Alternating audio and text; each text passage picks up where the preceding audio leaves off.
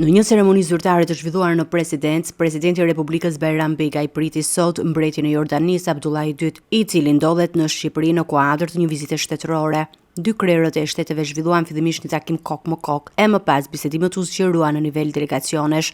Në fokus të diskutimeve ishte rritja e dialogut politik dhe thedhimi të bashkëpunimit ekonomik dhe tregtar mes Shqipërisë dhe Jordanisë. Presidenti Begaj theksoi rëndësinë e rritjes së shërbimeve tregtare dhe tërhiqjes së investimeve jordaneze në Shqipëri.